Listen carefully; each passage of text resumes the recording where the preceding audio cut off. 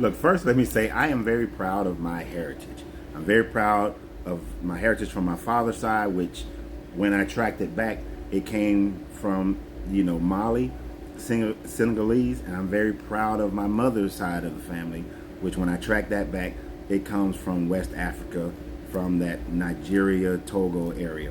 Very proud of that.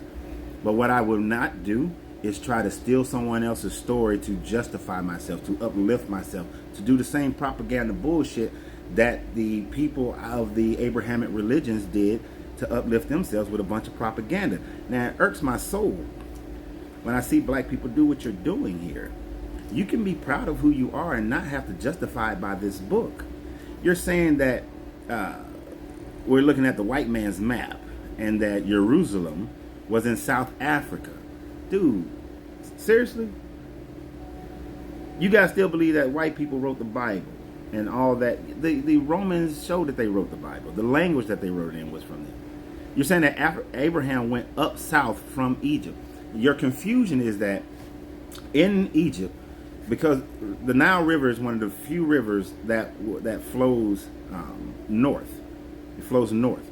So Upper Egypt was actually south. Lower Egypt was actually north. But that was only based on the river. That's not based on the fact that they understood the North Star pointed north. They understood north, east, south, and west. But also, Abraham is from the city of Ur. Abraham is Sumerian. The Bible, especially the Tanakh, utilizes a lot of the stories that were already known by the Sumerians and the Babylonians and the Akkadians and the Assyrians. They copied their stories. Those people were in Mesopotamia. They were not in South Africa.